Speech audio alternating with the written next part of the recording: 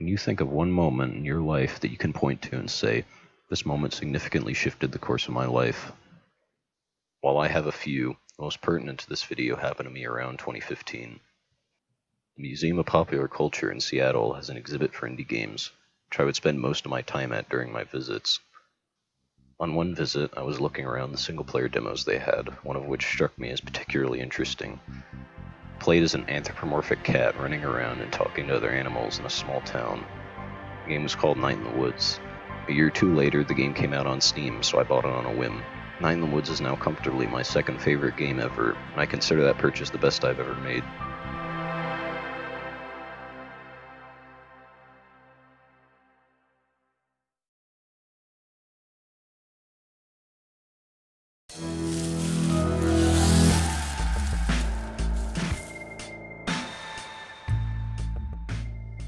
Writing about Night in the Woods has been the most difficult project I've ever undertaken, partly because it's a game so dense with theming and content, synthesizing the whole takes multiple playthroughs of 10+ hour experience, and also partly because I have trouble thinking of exactly what to say. Every facet of an art piece is meant to elicit an emotional reaction. Criticisms come when that reaction is either dissonant compared to what one thinks it should be, or generally when the reaction is not strong enough. That's why criticism is subjective. Different people react differently to different stimuli. In the case of my experience with Night in the Woods, the emotional reactions I experienced were so positive and so pronounced that I have trouble putting them into words. When I love anything this much, I want to share it with others, and that's all I can hope to do. But I don't just want to share what the game is. I want to share why I reacted the way I did. I want to show you why Night in the Woods makes me cry.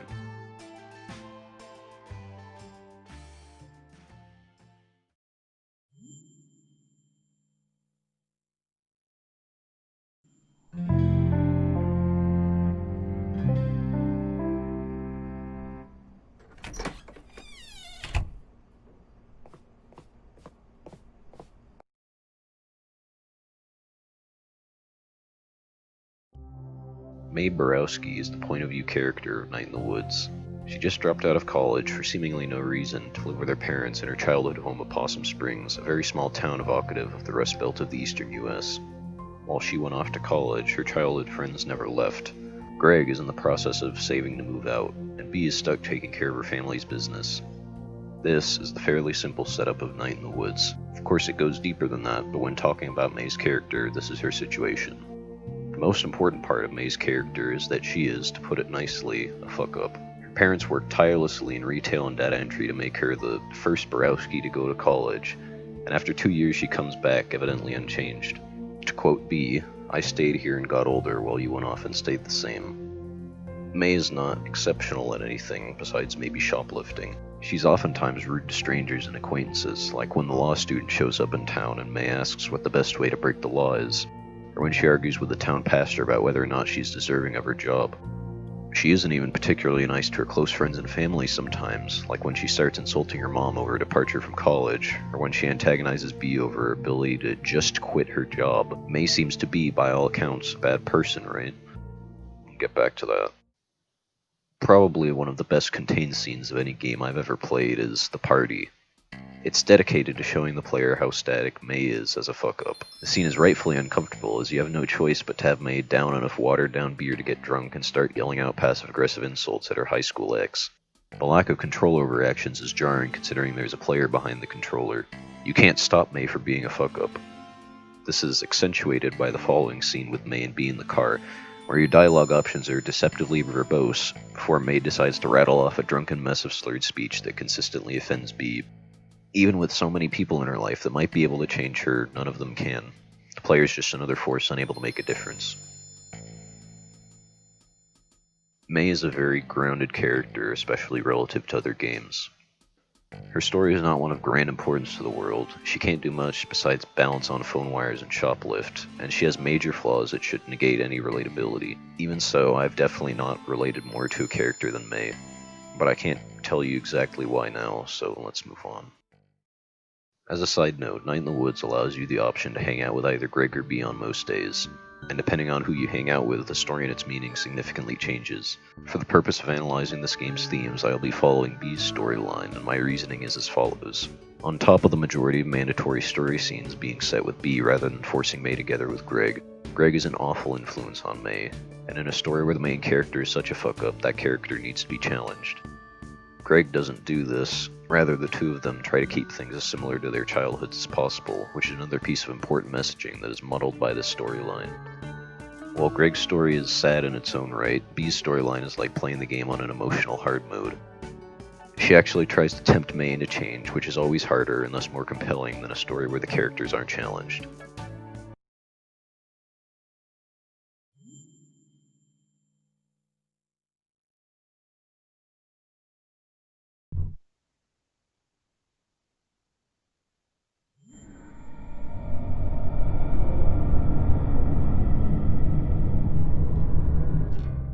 Part 4 of Night in the Woods is an exciting and overwhelming trip into Mae's lowest moments. At the end of Part 2, Mae witnesses a figure abduct a teenager from a town festival. Part 4 is what happens when that horror is confronted.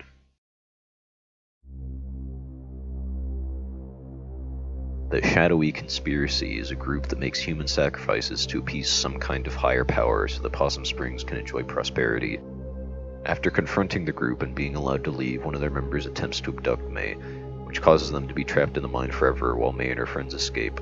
Following this, the epilogue is very important in order to give the characters and the player time to digest and work through the events of the previous night. To be clear, and for the sake of argument, I do not believe that anything supernatural occurs in Night in the Woods. The game leaves enough room for the events of Part 4 to be in the realm of possibility, even if there are a few unsolved mysteries. I couldn't give you a good reason for why there's a massive hole down an abandoned mine, or how the ghost reaches the other side of the fence, or how Mae got the dream that something was down the well. It just doesn't matter to me because it doesn't impact the themes presented, which is what I love so much about this game. And the cult fits very well into that theming. They are an externalization of internal conflicts, but again, more on that later.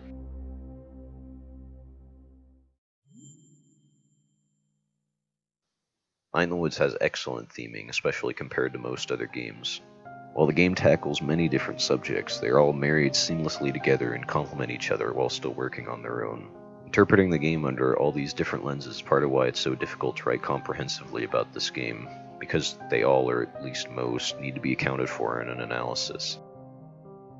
Anyway, I have 3 main themes for Night in the Woods, and let's start with the most obvious one.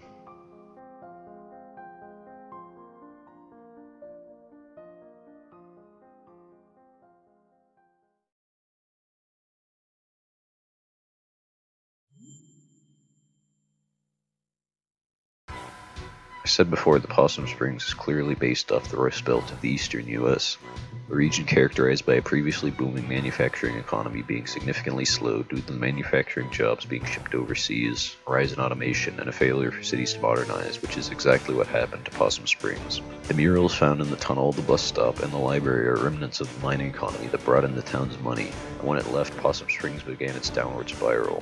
Now, even the people living in the rich neighborhood like Mae and her family are taking out mortgages to stay afloat. The job economy is an absolute mess, and it seems like Possum Springs is destined to slowly rot away with Mae inside it. This aspect is perhaps where Night in the Woods is its least subtle, because the game's philosophy is intensely anti-capitalist in nature.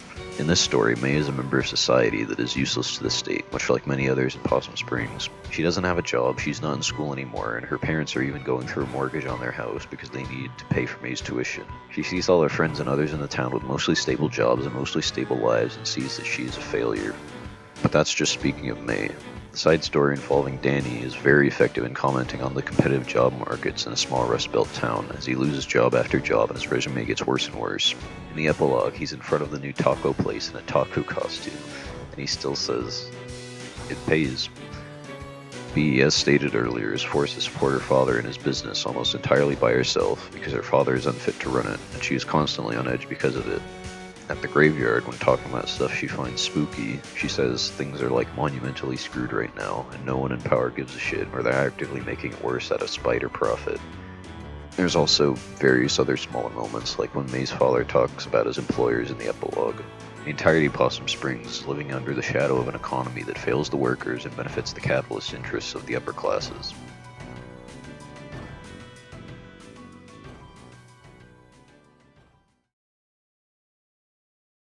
The library is the scene where the game comes most upfront with anti-capitalism. Immediately upon walking in, Bea comments on how strange the mural showing how everyone's working is in the present context of a failing economy. Mae expresses that she doesn't understand, and Bea says, "I forgot we live in separate realities," to which Mae responds, "Mine is clearly better." This is an important dynamic because not only is Mae a traditionally useless member of society, she either doesn't know she is or doesn't care. But the point is that she doesn't need to know or care. She's able to stay blissfully unaware while her parents go into debt over her tuition, as well as stay blissfully unaware of Bea's obvious economic struggles. Mae has a bubble that she needs to pop sometime, but what reason would she have to pop it here and now? This is why Bea resents her in that way. Mae's relative privilege allows her to throw away the one thing that would mean the most to Bea, a chance at a grander life than running her parents' business in a dead-end town, which is a result of their positions on the ladder of capitalism. If that was too subtle for you, in response to Mae talking about how financial security should be guaranteed, Bea asks if she wants to join her Young Socialist chat group. And if that was too subtle for you, the game gives you one more shot in the library. On the way out, there's a meeting of the Poetry Society occurring, featuring a character Mae walks by every day, Selmers. Mae can talk to her every day and hear some of her poems, and while they're cute, they're rather unassuming. The poem she reads at the library is titled, "There's No Reception in Possum Springs."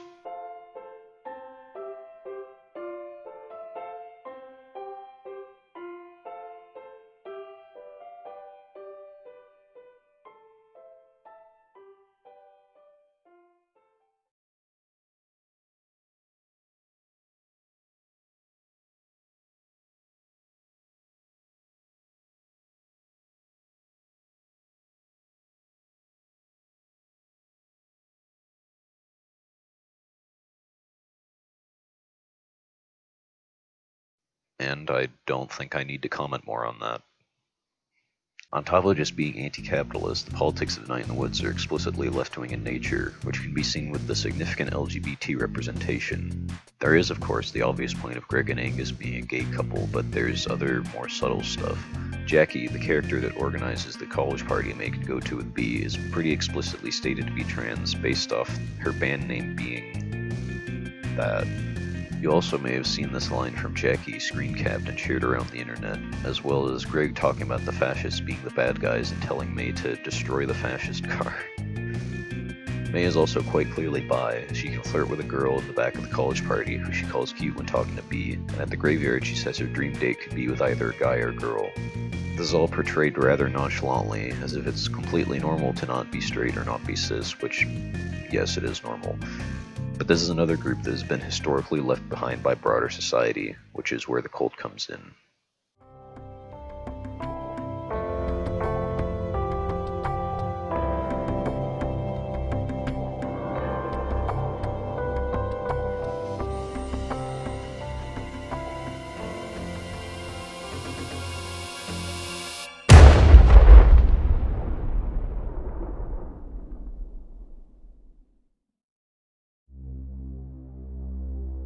In this story, the cult is an expression of the fear that Possum Springs will die due to the failing economy, and it will soon be a ghost town because all the kids are leaving and the older residents are dying with no one to take their place in filling jobs.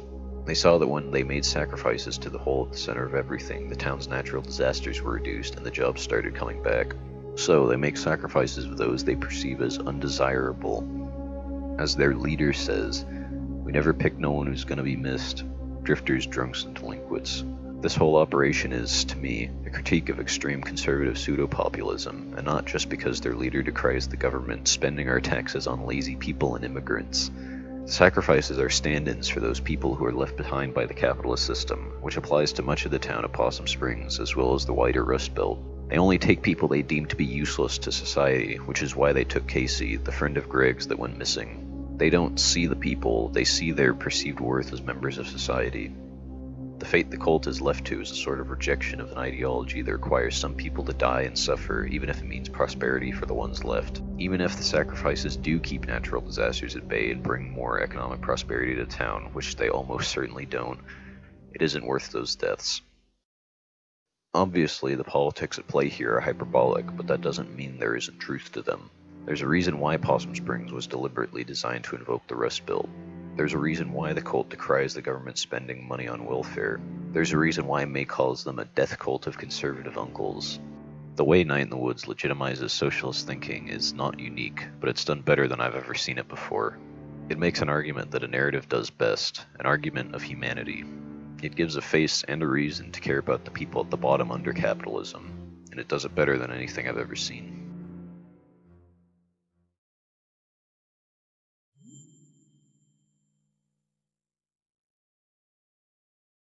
Mae is returning to the only place she's ever called home, her small cozy town of Possum Springs.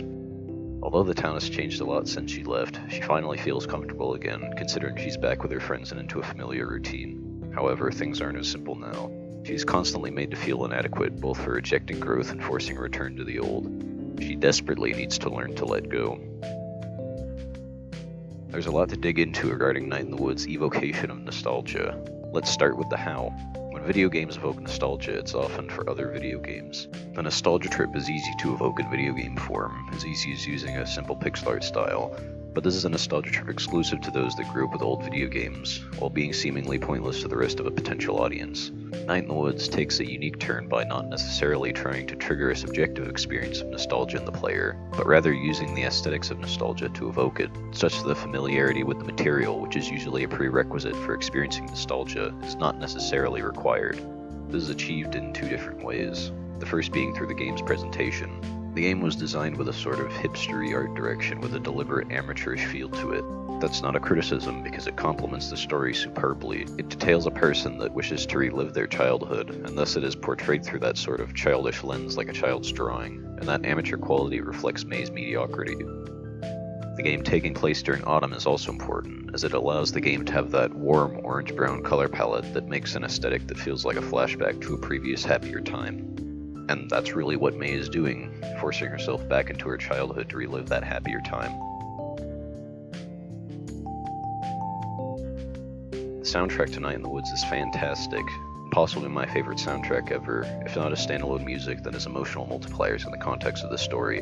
The use of softer percussion, lots of reverb, and fairly simple melodies sells the flashback aesthetic extremely well. Songs like Mallard's Tomb, Possum Springs, Back in the Holler, and Home Again really shine and strengthen in this tone.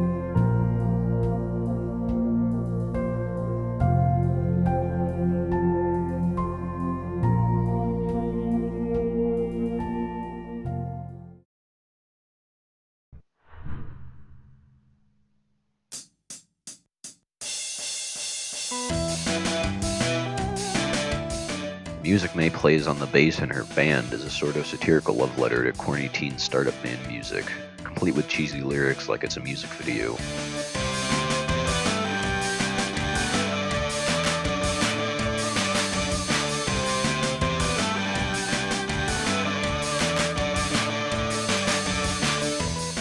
This fits Mae's desire to just be a teenager again, when it was okay to not have life figured out and she could just waste time with her friends with no consequences.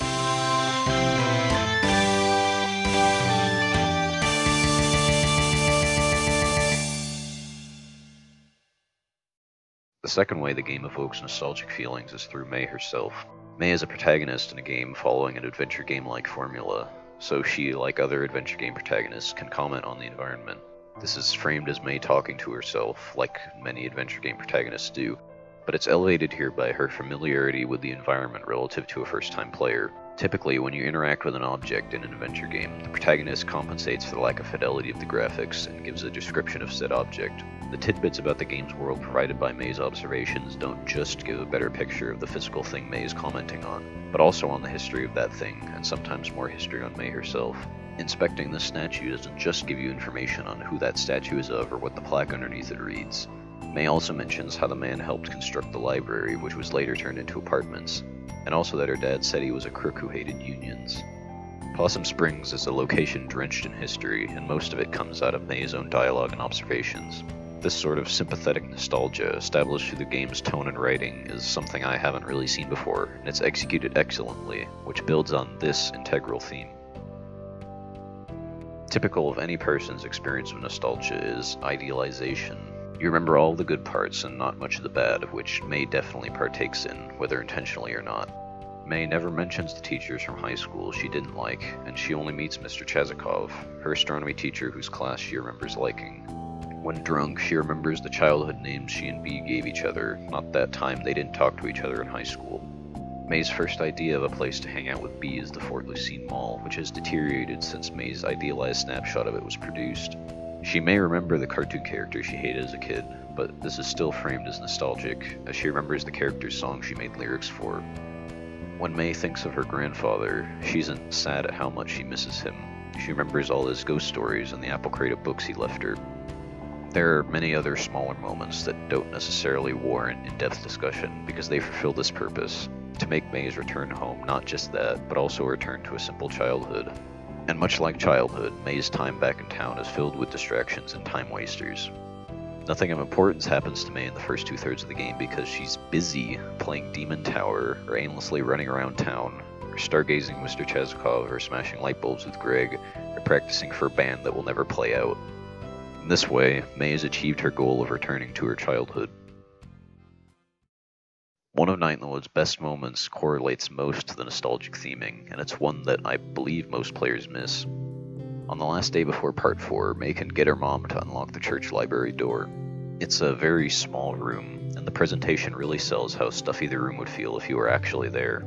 The beam of sunlight streaming in, creating that beautiful golden brown color palette that the game utilizes so well, along with the dust particles floating in that stream, tells you that this room is a relic of the past. Mae mentioned that she's been here before, presumably to take naps, which is exactly what she can do now. I believe that Mae has never felt more at peace since her childhood in this moment, when she lays down in this well-preserved snapshot of a place she remembers. And in this unprecedented moment of peace, she remembers her dead grandfather sitting next to her. This is why Mae came back. She wanted to feel this peace, and even if this is the only time she truly achieves that, it was worth it for this moment. So, it's a major blow when this idea is rejected, and Mae's methods are called into question. When her mom attempts to force her into communication, Mae lashes out. Bringing up the situation involving her departure from college is a sort of threat to her happiness. When pressed elsewhere, she simply says, "You'd find it crazy," or "You wouldn't understand." These statements are a dodge out of answering why she wasted a lifetime of money, or just an awkward conversation. Mae has essentially backed herself into a corner, and while it's a comfortable corner, the walls are closing in on her.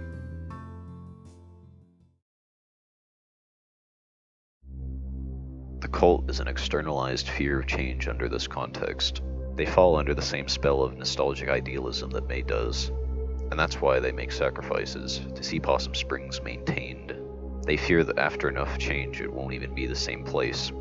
Their pride in their nostalgia for the town's once booming mining industry and their perceived prevalence of happy, healthy families blinds them to the fact that Possum Springs was never particularly great. But the idea of immense change and reform to them is far more repulsive than forming a sacrificial death cult. This is a mirror of Mae's situation.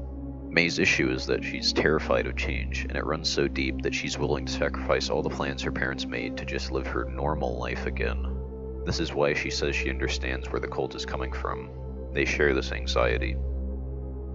There's a phrase that Night in the Woods finds very important. At the end of everything, hold on to anything. You may have seen it on the soundtrack's album covers or in the game's achievement names. Mae interprets this as an excuse to hold on obsessively to the version of her childhood that now only lives in her own mind, to the point where an inevitable departure leaves her with nothing to return to, and even worse, nowhere to go from there. But that interpretation is actively damaging to Mae's mental state, because this mantra can't give you everything you need. Holding on to the people and things you love in an emotionally troubling time is an unambiguously good thing, but Mae needs to learn when to hold on and when to let go. One specific piece of dialogue from Mae during Part 4 sticks out to me. When I ran home from college, on the bus I had this dream, or maybe I saw it out the window. Last leaf on the tree finally blown off. I'm so scared all the time, and the fear hurts, feeling like everything is over, was over long before I got here. So long hiding or trying to outrun this. I get it. The symbol of the last leaf blowing off the tree is a symbol of autumn passing to winter, a symbol of time passing. As I explained earlier, this is a threat to Mae. The simple act of time passing is Mae's greatest fear. She's tried outrunning it, she's tried hiding from it, but time still passes, and if not combated, time will deteriorate her life. But in this moment, Mae says she understands. She realizes that time cannot be fought. Now, the obvious connection to draw here would be to the song Mae can play after going to the library, TikTok.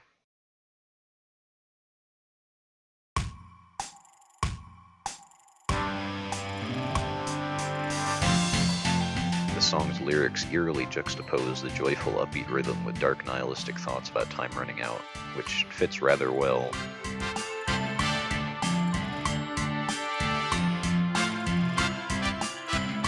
However, the real comparison here would be to the motif of cycles.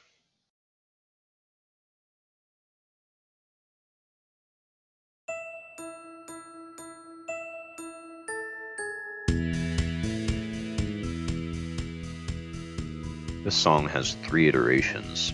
2 can be heard when bicycling with Greg out to the woods, and at the college party with B when Mae starts dancing, while the other unlocks for Mae to play on her bass after hearing one of the other 2 iterations. The 2 instances found when hanging out with Greg or B both play during some of the least stressful moments of Mae's life after returning to Possum Springs. One plays when she's with her childhood best friend, going out to the woods to forget about the troubles in their lives, riding along a beautiful landscape with the sun setting in the distance.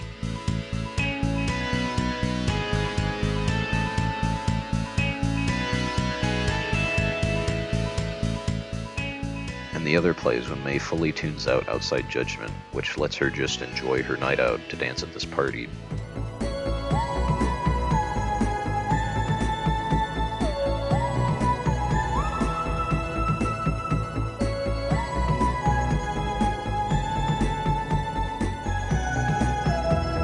Just like the moment in the church library, this is what Mae returned for. She returned to feel at peace, but that's not a permanent fixture of her life back home. There are still leaves blowing off her tree, and she needs to move on before her life permanently collapses. This is why, when playing the version of Cycles on the bass, the backdrop is a beautiful swarm of leaves falling past Mae, and the journal drawing for playing the song is a single leaf blowing in the wind. It shows the leaves falling off for what they are. It's not a catastrophic event, it's nature taking its course, in a rather serene way. This is the moment where Mae realizes she can't cling to the tree, and she must move on.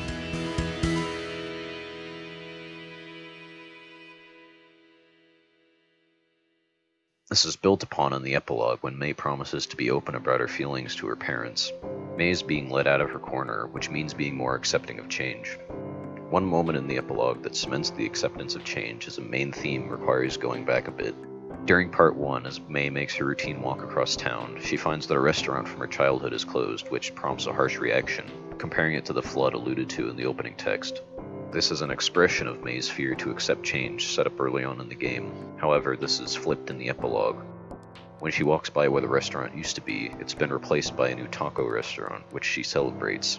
This is an external reassurance to Mae, that despite change taking place out of her control, even as things seem to be getting worse, things will get better.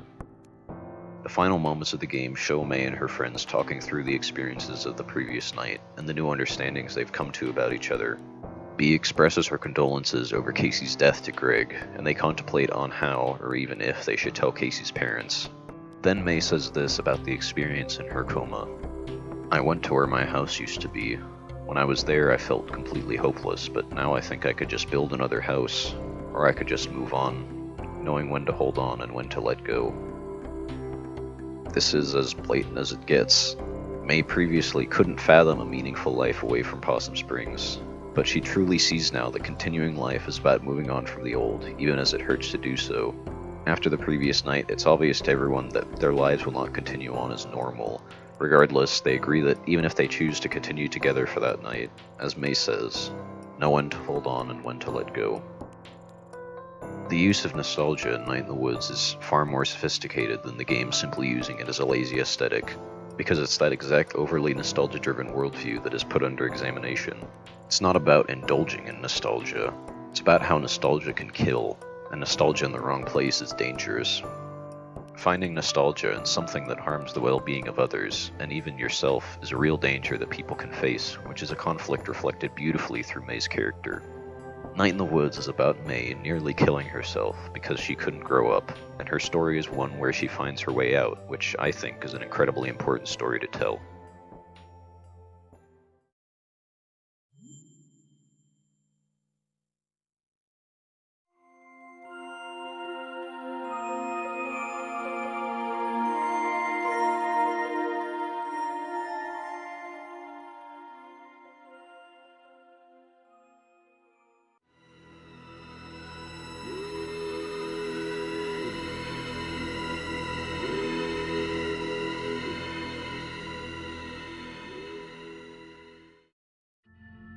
When Mae was young, she put another kid in the hospital in an unexplained fit of rage during a softball game. She was put into therapy with a town doctor, Dr. Hank, though that did little to quell her obvious struggles with mental health. Being placed into the alien environment of college only increased the stress placed on her, so she returns to Possum Springs in hopes of recovering from that slow-burning trauma. However, this ends up backfiring as she is brought deeper into stress by her parents, her friends, and the fear of a cult of ghostly kidnappers. It's clear that Mae cannot outrun her mental issues, so she must confront them instead. I've been skirting around the specifics of why Mae felt like college wasn't the place she should be, and while I think that idea of comfort in the familiarity of nostalgia is a good explanation, it doesn't make for a good excuse for Mae to use. In this story, Mae's return to something familiar, which was an attempt to improve her mental state, instead makes things deeply worse for her. Mae had a bad experience at college, where she didn't make any friends and spent most of her time isolated from any outside contact. The intense stress led Mae back home, but it's not that simple to leave such a major mental issue behind. As she digs deeper into a depressive mindset, she starts to get more and more tired, and her dreams become increasingly frantic and confusing, as the music becomes more bombastic, and she goes from a somewhat calm village to a moving train to a bizarre giant fish nightmare.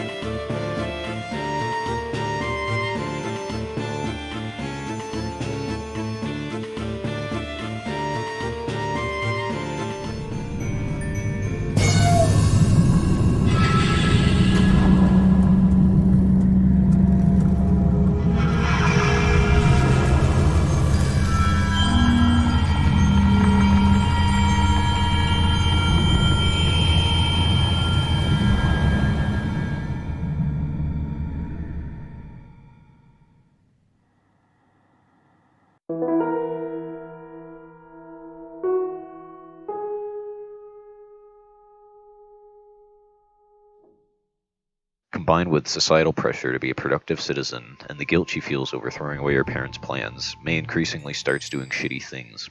This first shows when she gets in a fight with her mom, and if you take the split dialogue options as things that Mae thinks about saying, she considers telling her mom to fuck off.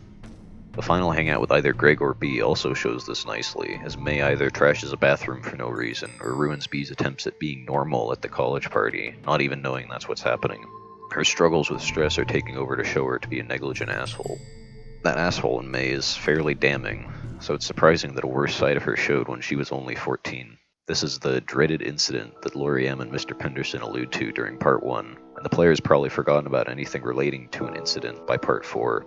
In Greg's apartment, Mae talks to either Greg or Bea, depending on if he went to Donut Wolf for the college party, about why she sent that kid to the hospital 6 years ago. She recounts a moment when something broke, when she thought everything around her was meaningless, carrying the illusion of purpose, and the people in the town she thought she knew so well were just shapes. When she looked outside, she didn't see people, she didn't see anything that mattered to her, she just saw shapes. And with that, she felt alone, as if she was the only thing in the world that felt anything. The next day was the softball game, and the pitcher, Andy Cullen, was just shapes as well. This sudden snap out of reality is Mae's instance of dissociation, which is a sort of unprompted, spontaneous out-of-body experience. This is the moment in which something broke, and she saw the world through a pair of eyes she never had before. A pair of eyes that knew no empathy. This sort of psychopathic behavior lingered in Mae as she grew out of high school and went to college, where her mental health issues culminated in intense antisocial behavior and an inability to form meaningful relationships. Mae is, quite literally, struggling with psychopathy, caused by a moment of dissociation in her youth. And when the town's doctor was faced with this, his solution was to give Mae a journal, to get her thoughts down. Practically undiagnosed, Mae's inner demons grew out of control, leading her back home from college. Mae's own mind is the very root of her many struggles. Looking at the game with this mental health angle, you'll find the cult to be relatively simple because they carry a narrative purpose rather than a thematic one. They act as a multiplier on the deterioration of Mae's mental state, on top of her fights with Bea, Greg planning on moving away, and tensions with her parents and their mortgage. Mae starts to wake up later and later, more and more tired every day. She puts up a somewhat cheery facade, but she's terrified of what the kidnappings could mean, which only puts further strain on her. However, there is something important about Mae's experience of these events that is important to theming, which is the way that Mae rationalizes her mental issues through the cult.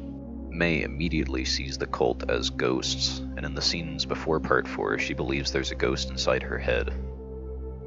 The important concept here is that Mae cannot comprehend the things that go on inside her own mind, which is an issue resolved during Part 4. When Mae falls into the underground lake, she confronts something. It's an invisible being shrouded by a black hole that speaks in gibberish. To me, in this moment, Mae is confronting herself, or her own mind, with all its imperfections. The gibberish is a very literal visualization of Mae's lack of comprehension. But even so, Mae says she gets it, that she understands that what's holding her back is this part of her mind, and she demonstrates that she understands. This won't stop until I die, but when I do, I want it to hurt. When my friends leave, when I have to let go, when this entire town is wiped off the map, I want it to hurt. Bad. I want to lose. I want to get beaten up. I want to hold on until I'm thrown off and everything ends. And you know what? Until that happens, I want to hope again. And I want it to hurt, because that means it meant something. It means I am something, at least. This is exactly the damaging worldview that her mental issues are causing her to take as reality. It was all for the perfectly rational urge to be something. She wasn't anything at college, and she won't be anything anywhere else but with her friends in a dead-end town. This intertwines with the themes of change, which is another of Mae's numerous mental issues. College was such a radical change in her life that it triggered her anxiety, which is Mae's fear of change manifesting as intense life-ruining stress. When Mae expresses this, that she understands what's going on in her head, she is free. It's why she organizes a meeting with her parents the next day, and why she's even able to express that there's a time to let go. Mae overcoming her mental issues is an extraordinary event that changes almost nothing about the world around her, but it's still a massive victory. The commentary on mental health put forward by Night in the Woods is refreshing, if not among art in general, then certainly among other video games. I can think of many games where main characters go on psychotic killing sprees, or at least generally just inconsiderate dicks just like Mae. But I can't think of one that makes me relate to that character's struggles on the same level as Night in the Woods. What happens in Mae's head is not her fault, and even if the way it manifests seems bad, Mae is still a person, and deserves an equal shot at life just the same as anyone else. She isn't failing anyone, not even herself. The only thing failing not just Mae, but everyone in Possum Springs is the system that left their lives behind. I've never seen any piece of art before make me sympathize, or even empathize with a character on this level, and I find that beautiful, considering these very positive emotions are coming from such a fuck-up as Mae Borowski.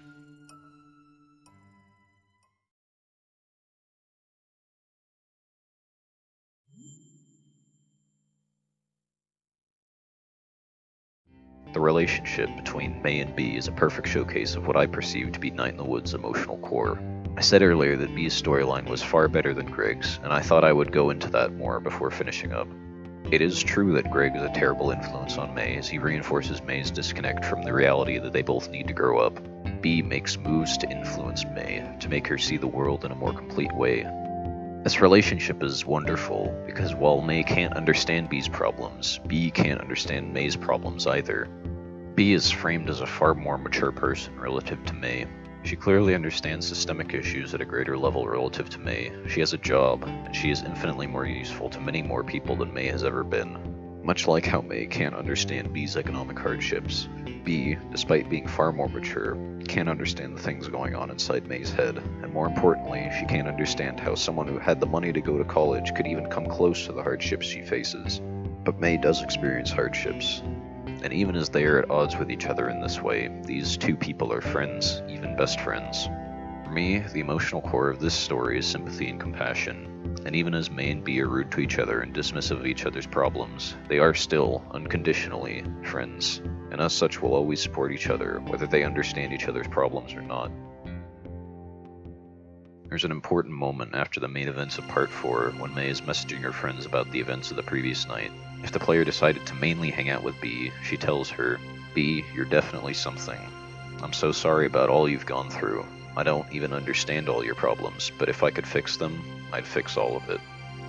Mae still cannot comprehend the struggles that Bea faces at her job or with what's left of her family, but it doesn't matter. Bea is still her friend, and Bea is still a person, no matter how outlandish her struggles may seem to Mae, and thus she deserves respect and deserves to live. This is the emotional core of the story in a few short sentences, reflected by a friendship the player has had time to see grow and flourish, despite its missteps.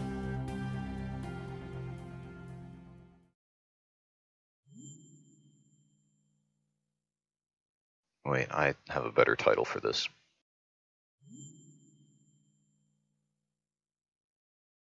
Even if I've been posing this video as a sort of literary analysis, what matters to me about Night in the Woods is inherently personal. It's not something I can objectively explain, but I hope you understand where I'm coming from regardless. Essentially, I love that Night in the Woods comments on the intense economic inequalities in the Rust Belt. I love that it comments on the disastrous consequences of undiagnosed mental infirmities. But even as I love these aspects, there is genuinely something I love even more about what this game has to say. You may have been able to guess what that is if you've been paying attention. There's one thing that I keep thinking back to when I think about Night in the Woods. One piece of dialogue that I keep turning around in my head. After Mae catches up with Bea down by the river during the college party, they sit down together and talk about their relationship with each other, which is when Bea says this, "But you're a genuinely good person?" But, is she, though? I've gone into too much detail on Mae's egotistical behavior, disregard for others, and her brief spurts of psychopathy.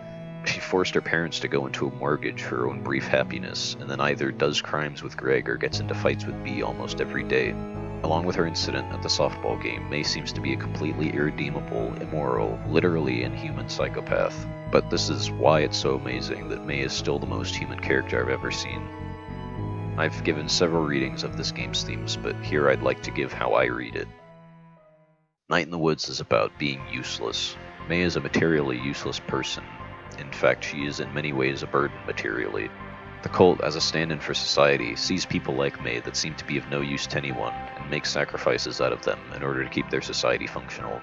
Casey was murdered to keep this deeply flawed system alive, and Greg's outburst is not just at a group of murderers, it's at a system that, rather than attempting to support everyone, instead trims out the people they deem to be of no worth.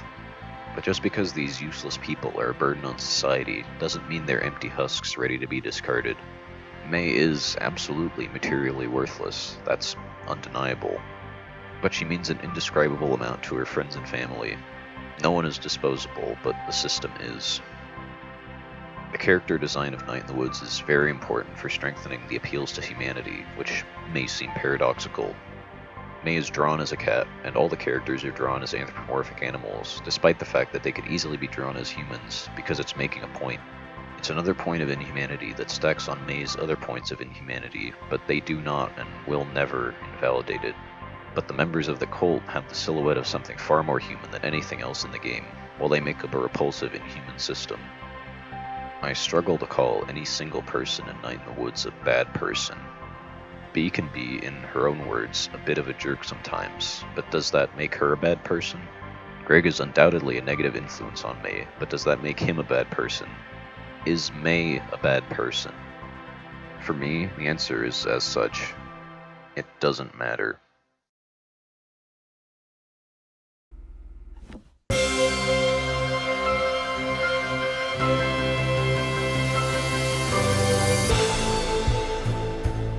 Night in the Woods makes the correct observation that this good person, bad person dichotomy is worthless when a bad system that ignores obvious issues like people's mental health and massive economic disparities is the overwhelmingly prominent influence on any person's quality.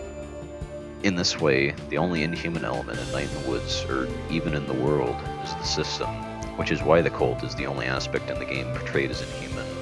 So, what does that make Mae? Well, I'd call her exactly what she is. Person. I can't prove Mae's humanity to anyone in objective terms. The objective facts are so heavily stacked against her that when only judging her on her actions, it's easy to come to the conclusion that Mae isn't worth it. But I just don't see it that way. When I see Mae enjoying her life, hanging out with her friends, and getting to know people in town, especially when I see her struggle with the issues that plague her mind and life, I don't see an empty shell ready to be tossed out. I see a person that needs help, not one that deserves to be left behind.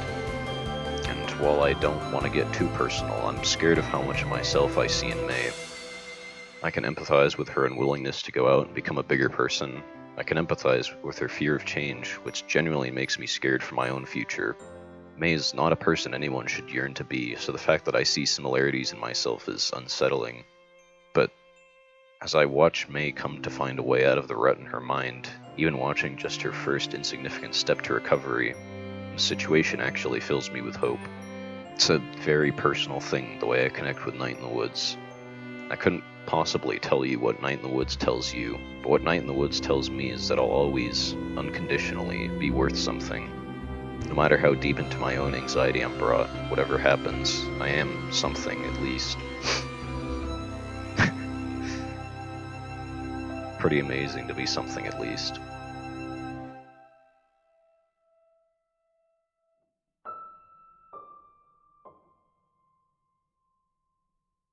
And that's why Night in the Woods makes me cry.